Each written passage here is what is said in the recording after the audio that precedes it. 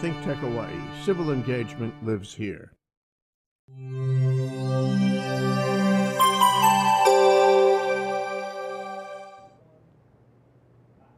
Hi, welcome to Seymour's World on ThinkTech Hawaii. Our guest today is Beth-Ann Kozlovich, Senior Development Officer for Kahi Mohala. I've known Beth-Ann for many, many years, and I have to say, I'm sitting here with a celebrity. Because in my eyes, Beth-Ann, I have heard you on the radio with HPR. You were a host, you ran your own shows, you can tell us all about it if you want to.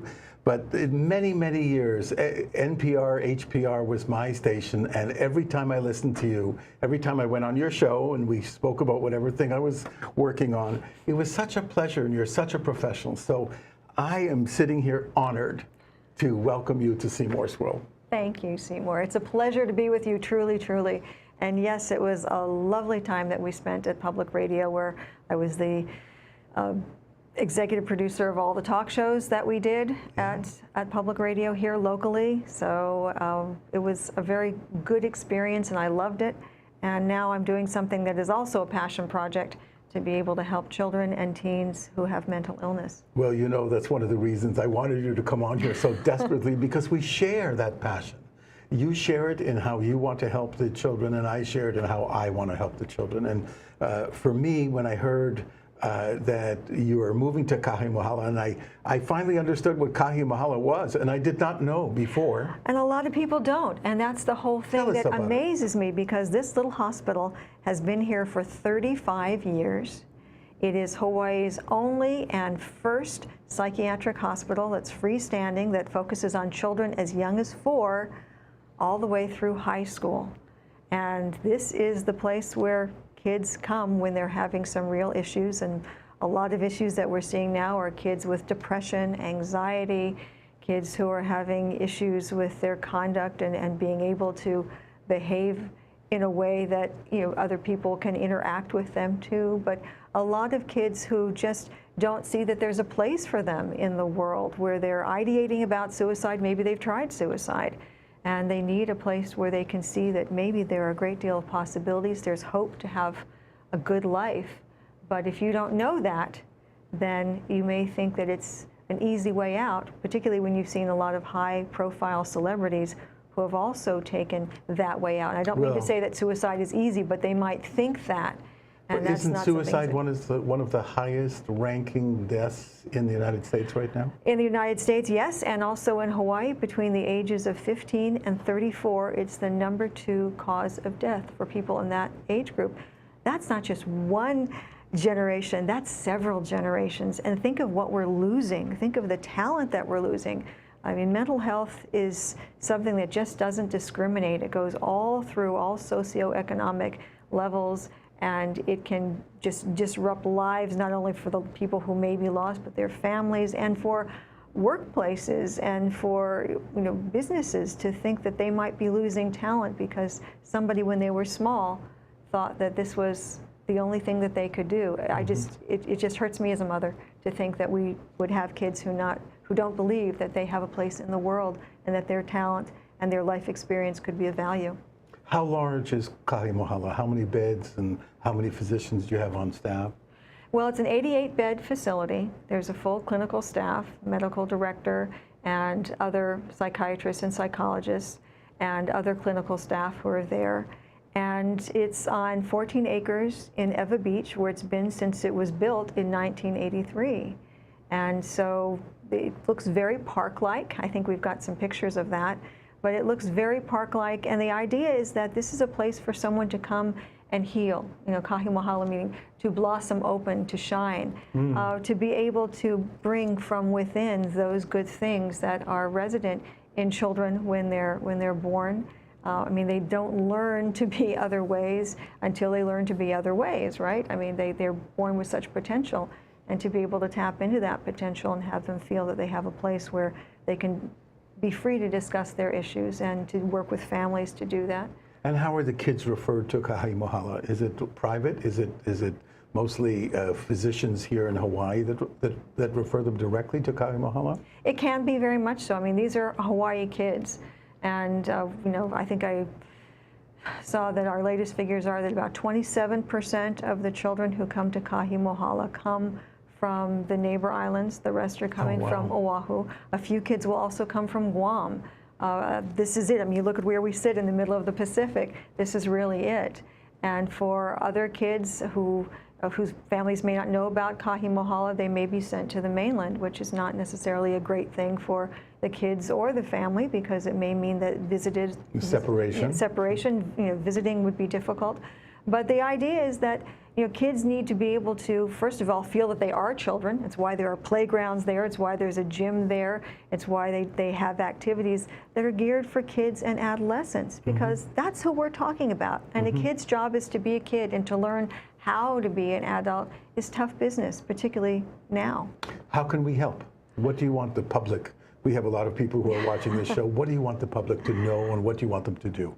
Well, I'd like them to know that Kahi Mohala exists, and if you have a child in your family or an adolescent in your family who's having difficulty, who is very depressed, and who may be ideating about suicide or, heaven forbid, tried it, that may wind up in a hospital visit. Hospital may, in fact, you asked before about how kids may come, may be the one to call, or a doctor may be the one to call. But to know that there is help and there is hope. But for us to be able to perpetuate this, Seymour, we also need help in the form of finances. Kahi Mohala has now, for its first time ever, me, and my position as Senior Development Officer is to create a full and comprehensive program for the hospital, philanthropy program, so that we can see this as sustainable. And we know that this is going to be incredibly needed in the next years, because we see what life has become in the years behind us and what we see coming down the pike.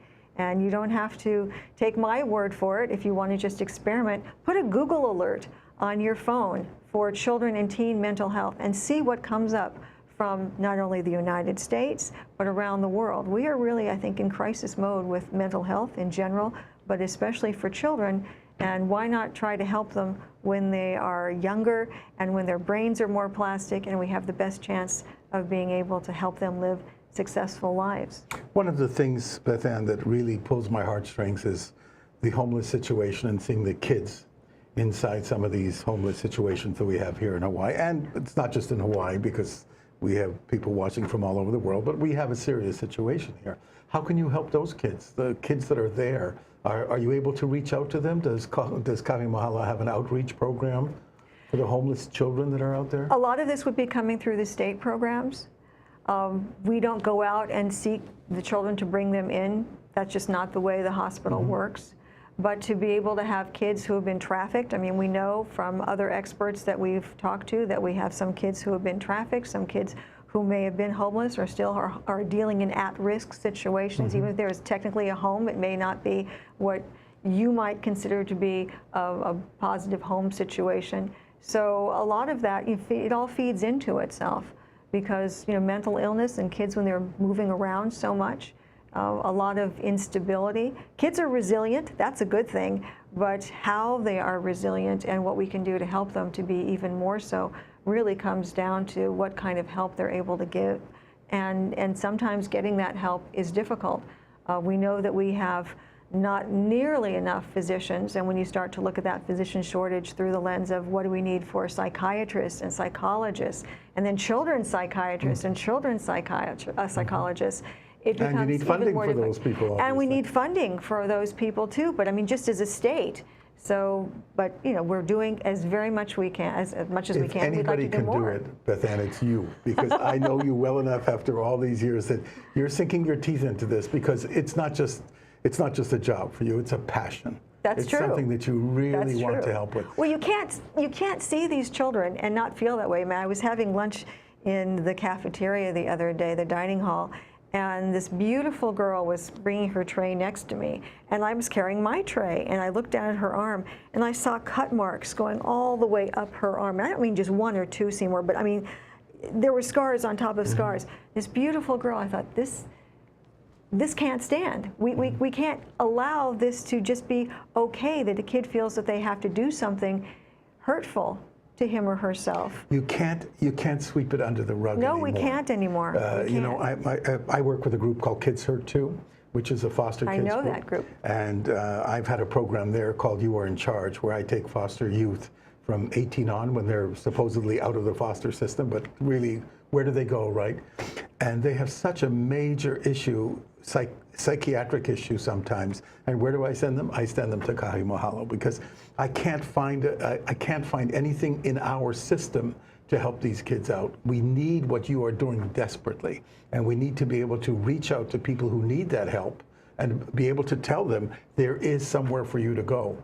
Very few people know about you. Well, maybe more will know about Kahi Mohala now. They will. But I want you to just stop for a moment and just think about this statistic, because Mental Health America of Hawaii, NAMI, the National Alliance on Mental Illness, there's full agreement that across the board within our population, both within Hawaii and the national population, we are just a reflection of the national population, 20% of our population in any given year will have some issue with mental illness. And that goes for kids 13 and up too. So if you cut it off from 13 and look at 13 through adulthood, 20% of our population having an issue that may range from mild depression or anxiety all the way up to much Right. more serious conditions. But that's a lot of people. That is a lot And we of have to people. stop the stigma of talking about this. I mean, people will tell you about their appendectomies. They'll tell you about their bunions. They'll tell you about But their they heart don't conditions. tell you if they're not feeling well mentally. Because they feel that that would somehow prejudice your Right. opinion of them, Right. and that would not be a good thing. Right. So what do we do about it? We have to keep talking about it. We have to keep reaching out. We do. We have to maybe make Kahi Mohala, instead of an 88-bed facility, maybe a 200 or 300 bed. Maybe it needs 2 or 3 other buildings. Or excuse me, to be able to sorry about my voice, to be able to reach out and do things beyond the walls of Kahi Mohala. All that can be made possible with funding. And local funding, obviously, is in the hands of the major companies that we have here, the OHAs of the world, the banks and all this. Is that part of your job as well, to reach out to these guys? Well, you're talking about what I'm doing is creating a full comprehensive program for them. Yes. So in philanthropy, there are foundational grantors, there are individuals that are tiered at different levels based on how they feel they can give and what they want to give. There are legacy gifts, there are events, there are all kinds of things that go under that umbrella of philanthropy. So all of this is now a plan, and it's being rolled out, and it will probably take us a couple years to get to a full entire philanthropy plan, or program, I should say, but it will happen. We have to do it, and I want to be there to help you. I hope so, and I hope other people want to be there with us too, because we need individuals who care. We need people who say, this is important because it's a moral issue, it's a health issue, and it's certainly a workplace issue. These people are going to grow up, these kids, and instead of having them potentially wind up on the street or wind up in a situation where they can't take care of themselves, let's see if we can take care of them now. Let's see if we can help them build a successful life now. Well, that is such a positive way to end the first segment that we have, because it's so important to understand what you're doing, Beth-Ann, not just you personally, but what Kahi Mohala is doing. And I think we're opening it up, opening the eyes of many, many people who just understood it as a hospital out there on Fort Weaver Road. That's all it was. It's not just a hospital. It's something that helps people become people that help other people. And if we could help one person who can help another person and another person, we'll find a better life for everybody. So let's take a break, and then we'll come back with Beth-Ann Kozlovich on Seymour's World at ThinkTech Hawaii. We'll be back in a minute. Aloha, I'm Wendy Lowe, and I'm coming to you every other Tuesday at 2 o'clock, live from ThinkTech Hawaii. And on our show, we talk about taking your health back. And what does that mean? It means mind, body, and soul. Anything you can do that makes your body healthier and happier is what we're going to be talking about. Whether it's spiritual health, mental health, fascia health, beautiful smile health, whatever it means, let's take healthy back. Aloha. Aloha. I'm Marcia Joyner, inviting you to come visit with us on Cannabis Chronicles, a 10,000-year odyssey, where we explore and examine the plant that the Muse has given us. And stay with us as we explore all of the facets of this planet on Wednesdays at noon. Please join us. Aloha.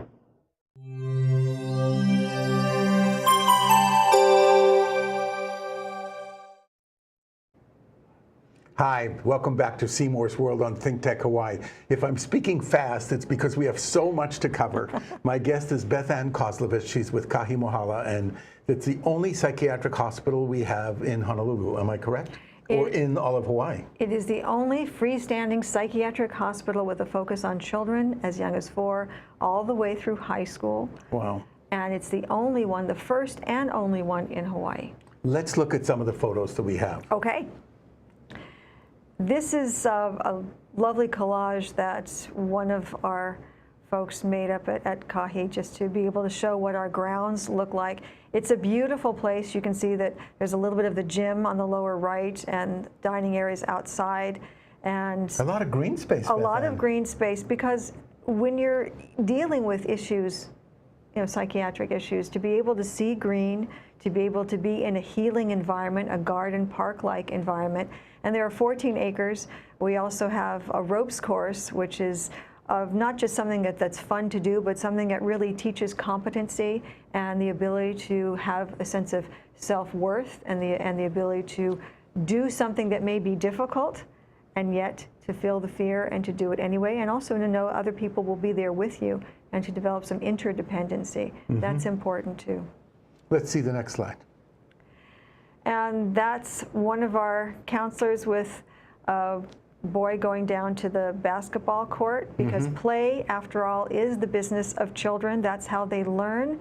And to deal with whatever they're dealing with, there has to be time for them to be able to relax. It's not just play, it really is healing. And the next one.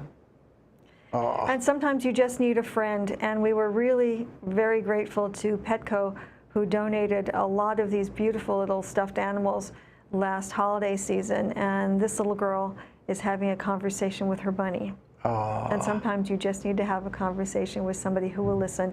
And many of the people at Kahi Mohala do the very same thing. They listen. That's just fabulous, Beth-Ann. I happen to believe in that, because when we do our music program in the hospital, every child gets a stuffed animal after we play for them, and you could just see them hug that stuffed animal so hard. They forget about why they're in the hospital.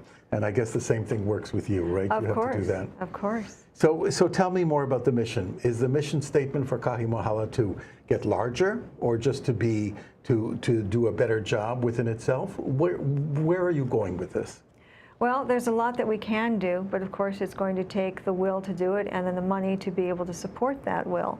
There are programs that we'd like to be able to potentially move beyond the walls of Kahi Mohala to be able to develop other partnerships, and that's something that I think would be very, very welcome, because the hospital is still the size that it is. And then again, there's the idea that maybe at some point it will also expand. All this now is being discussed by our board, and when some decisions are made, then we'll have a very clear path to that. We know that addiction is a big part of the problem that we have here. Yeah. Is that something that you guys address at Kahi Mohala as well? We address it as a secondary category. We are not a traditional rehab that deals with addiction first. Very often you have dual diagnosis, where you have someone who's dealing with psychiatric issues, and frankly, it could be because they are also abusing substances. It could be for a lot of other reasons too. That's what treatment is all about. We find, I think I mentioned to you before we started, that I'm hoping and planning to open up a rehab center here in Hawaii, because I feel we are lacking, just as we're lacking psychiatric facilities, we're definitely lacking rehab centers.